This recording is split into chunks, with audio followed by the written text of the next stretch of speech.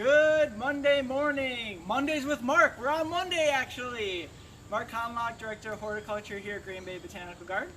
Want to talk to you a little bit about flipping your container. You've heard of flipping houses. Similar idea. Just kidding. It's just a little container, actually, not a whole house. But this time of the year, when we kind of transition from late summer into fall, sometimes our containers get to look a little like ratty, a little spent, a little tired, as they say in the horticulture industry. So you might want to consider kind of sprucing it up with some of these fall plants that have different interests. Some of them have awesome flowers, like the mums here. There's the different texture and look of the kales. Ornamental kales that we have here. I was getting onto the purple fountain grass already, which I love because it's a very touchable plant that is like so soft. Really love touching this thing. And then there's also ornamental millets over here with kind of like larger leaves. Purple Majesty millet, All-America Selection winner, was one of the first ones. Actually was the first one. Gold medal winner, All-America Selection. Now there's a couple other guys. And then here, this is like a little sedge that we actually scavenged from another pot. So sometimes that's the thing you can think about doing, is there might be parts of a pot, you know, that you can save actually.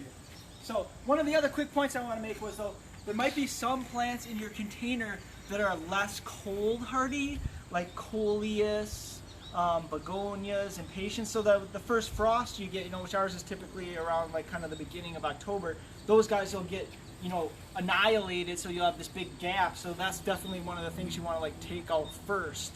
So Ecclesiastes, a time to plant and a time to pluck up that which is planted. So that's kind of what you do on these guys. I mean, the brittle, you just like rip them out of there. It's actually very cathartic, and it feels good to sometimes destroy your creation from before. So, you know, we'll take the soil knife and kind of jam all this stuff out, which I won't do completely on camera. It'll be like a cooking show. So I'll show you, you know, you need to kind of like take all of that root mass out to make room for your new plants to fit in. But sometimes there's things in here you can save. Like here, there's Jade Princess millet. So this guy actually I would leave in here because I like to also sometimes incorporate the fall interest into my containers and planting beds like ahead of time. Like I did it on purpose so that I would have this in here already in a little something. And we also do that in our annual planting beds. Like sometimes we'll add kale from seed, millet from seed in there, the purple fountain grass, because it gives you the texture all summer, and then it gives you already a jump start on the fall. And also rudbeckias, you know, they do good in spring, summer, and fall, mostly summer and fall actually, but you know, we'll plant those into our annual displays because then you already have fall interest built in there. Ornamental peppers are another good one that you can add in, or that you can add to your planting design all summer so that you have that interest the whole time. So anyway, a couple over here I ripped out already, and I left my Jade Princess in there. And then there's one behind Rachel where I want to show you, like, sometimes you might be like, oh man, I'm gonna rip that whole thing out, but it's like a giant football of roots. Ah! So this guy here, actually, I just decided to throw away and just do a complete makeover, like the flipping of the house. This one had to get torn down to the studs and rebuilt from the ground up. So this guy, I'm like, oh, forget about it. I'm gonna start fresh. And the other thing is sometimes like a small container like this isn't really big enough for a lot of stuff, you know, so I might just do one glorious mum in there and like simplify it from what it was in the summertime.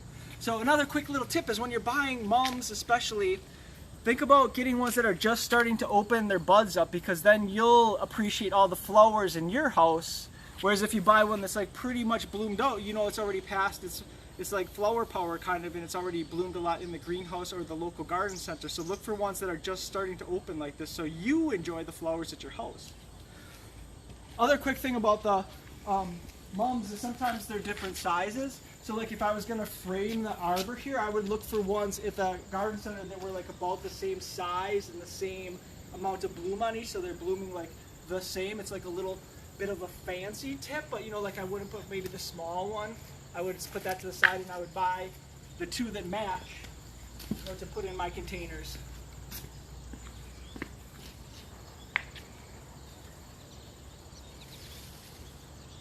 So I like to mix it up with a lot of the different stuff so that I have the flowers, and I have the different texture of the kale, and the different texture of the millet and the fountain grass. And in my container, so I get a little bit of something of everything.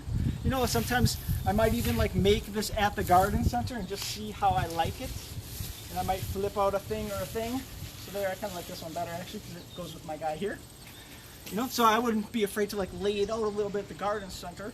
And the other thing you can do is, like, remember this guy, this took up the whole pot. Well, maybe now we just bring a couple other pots and we have this guy in his own pot. You know, maybe we have the red boar kale in its own pot. So we make like a little medley of containers together to give us the awesome planting we want. Because sometimes when we buy these from the garden center, they've done an awesome job making a big, humongous plant, so we can't jam all those in our container because they have such a great, nice root mass that we don't want to destroy. If we have to, we can hack it up a little bit. So, one other thing I just thought of. In the fall, you know, we get cooler temperatures. Sometimes we have like sporadic little bits of rain. So you obviously want to water your container to get it set in and established. But it's really important to check your fall containers because a lot of times they don't dry out as fast as they do in the summer, so you don't need to water it as much, and you can actually, you know, harm them by overwatering them. So just make sure you put your finger or hand into the soil and check it.